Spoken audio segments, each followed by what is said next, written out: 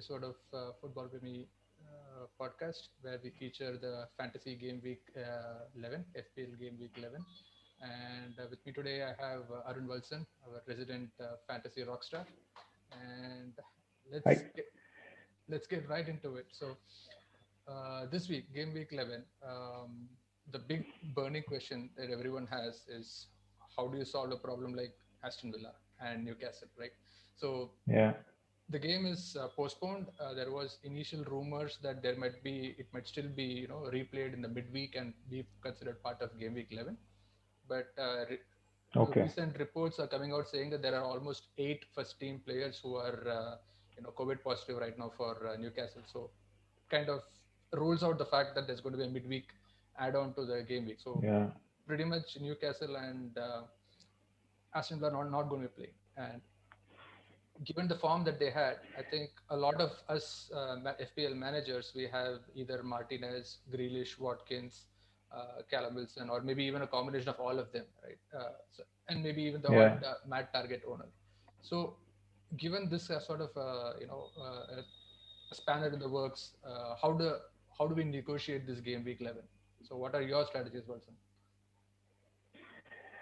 I mean, actually, I'm in a big soup. Actually, I have three Aston Villa players. So, and I have Zaha as well, who's not probably playing this week. So I have bigger problems. Um, I don't know. I think basically, if you have only Grealish, I would say stick to him and probably make another free transfer and bench him and just wait for the next week. But if you have many players, I would recommend to sell it if, for example, Martinez can be swapped with McCarthy or somebody budget, or if you want to go with even with Mendy from Chelsea. But that is a little more expensive option. But yeah, I think it's good. Yeah, and the unexpected, or rather the anticipated fallout for having this postponement is Aston Villa is going to have another double game week. They already have a double game week with the game that they're supposed to play with Manchester City. So there's going to be two game weeks for Aston Villa that we know for sure at this time. So if you are in a position where you have enough of bench, I would say just stash your Villa players and use your bench and ride this weekend out. If you still have a bunch of Newcastle and Villa players, maybe the way to go is probably take a free hit this weekend, because if you have more than 4 or 5 transfers that you have to do Yeah. to have a viable playing 11, I think you should free hit. But if you have enough Yes. bench strength that you can, probably get 3 or 4 points per player, just ride the bench, go with it, because I think this is going to be like the norm going forward. There'll be more and more such COVID postponements, rescheduling, which will happen all the time. So Yeah. one thing that Jitin and I were joking about at the start of the season is we should probably practice social distancing within our FPL teams, like not actually fill out entire 3 players from one team, right? So maybe just pick two, Yeah. or maybe just pick one from each team. So Actually, I mean that really works. But mhm. then also the situation is like when you have double game weeks, it will obviously profit you, right? Right, right. And yeah, Yeah. So moving on to the next big fantasy question that we have, that is with the Manchester City assets. Like we know that Sterling has been misfiring. We know that KDB has not really set it on fire like how he normally does. And there is a yeah, big unknown as to when Aguero is going to come back, and if he comes back, is he going to be fit? So looking at all of this and putting in Pep roulette and fraudulence into the mix. Are any of the Manchester City players worth taking chance at? And if so, who are your must-have Manchester City players for this week and going forward? I mean considering the fact that De Bruyne didn't play Champions League and he was rested, I would yeah, I would we cannot promise, right? Because of the Pep's roulette Right. say. But I think KDB is a safe bet, and if you want to go with form, I think Mahrez is also a safe bet because he didn't play Champions League. He didn't start. He didn't play at all.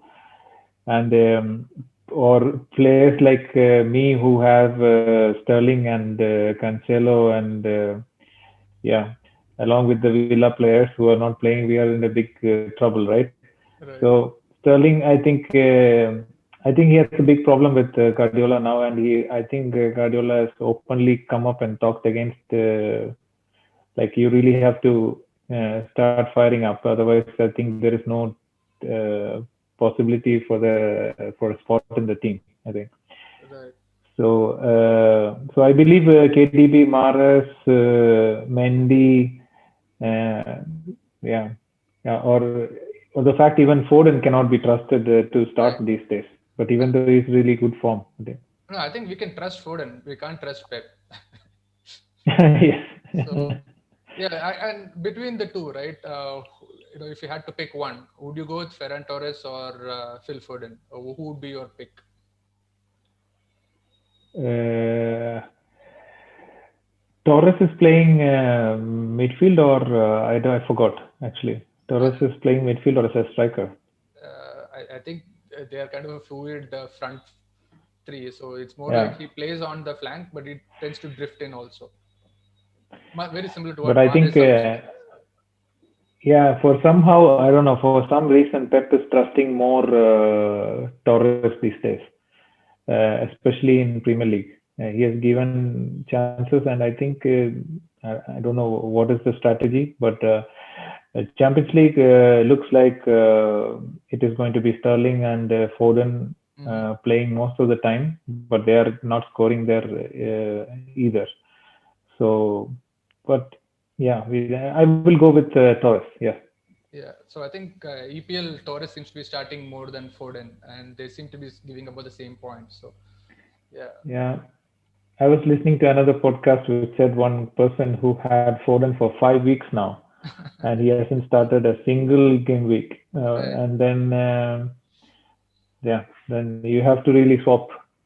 Right, but if you are going to be somebody who has Foden as like a floating person in your lineup, who if you get points from them, you are good to go because you have other heavy hitters elsewhere. Like let us say you have a heavy front three and you can only afford a Foden as your fourth midfielder. I think that is fine. But if you have distributed all over and you expect all your 11 players to start all the time, Yeah, having Foden is probably it is going to give you some yeah. answers. I mean, now we have Jota firing in Yeah. all cylinders, right? So Hmm. it's actually a really you don't really have to think at all to swap doing that swap. So I think even cheaper option is Right. Jota. Okay. Yeah. Right. Speaking of a cheaper option, Uh, Jota, what are your low-owned, not so popular picks, your differential picks that you think might help us, make a difference in our mini league? Because everyone is going to have a KDB, everyone is going to have a Bruno, or everyone is going to have Salah. So, what are these X factor players that yeah. we can bring in who might help us make a difference in our mini leagues? Let's go from the back. Let's start. Let's say, what's your favorite differential pick for a defender? I think Mendy would be a good option. City is playing Fulham, Hmm. and I think Fulham is going to do is defend in that game. I don't think they'll have any chance in that attack. And Mendy is supposed to have a good feeding options from the left. So Hmm. and also probably if Lucas Digne is playing, I would see Digne as well, but not sure. And both are pretty expensive. Hmm. One is just over 6, and one is just about 5.9 or 6 million. So Right. I think to me, Stuart Dallas looks like a good pick because they're going to be playing against an aggressive Chelsea side. So um, they are going to push, and Dallas has been having good form. So he's going to be supplying some crosses or some decent big chances into the box for Bamford. And also because I yeah, think Lampard is a little defensive, that he doesn't want to lose, he doesn't want to embarrass himself first. He will also set up to absorb the pressure and look to hit them on the counter. So I expect that game to be like Yeah. a nil-nil or a 1-0. So if it is going to be something that Leeds just edges, all your defenders might be scoring bonus points as well. So I think Dallas from Leeds is probably a good shout if bringing into this. It's a Yeah, tough he fixture. has been. He has been good. Yeah, he has been good. Yeah, the last couple of weeks he has been gaining points. Yeah. Right. So moving on, further up the field. So who do you think is your, a differential pick, a low owned, not that popular, not that glamorous a choice on the midfield side? Yeah, it's. I mean, Harvey Barnes maybe. Leicester is playing Sheffield United, Right. so I think and they, yeah, many have Wardy. I think many have done the Wardy swap last week because of the Right. Fulham Right. match, and that really surprised. And I think Leicester has to bounce back from that. So Right. and Barnes was the only scorer for Leicester Mm. last week, right? Yeah. And he was actually played Europa League last week. So we should see actually how it is for them today, Mm. if they play Europa League or not, or if they actually start Barnes, or if he gets rested for the game week Premier League. Right. So Vardy has been scoring the points, but I think one of the things is Vardy's, a lot of Vardy's points are actually boosted up by the penalties that he's getting. So it's not really, open play goals are not coming Yeah, all that much from Vardy. So I think, if you are looking to have Leicester, and I hope this is true because I made the wild punt last week bringing in Tielemans because I wanted somebody from Leicester who might actually score and who might be a difference maker, but that didn't work out. So he's still sitting in my squad. So I just wanted to yeah, score at least this week against Sheffield.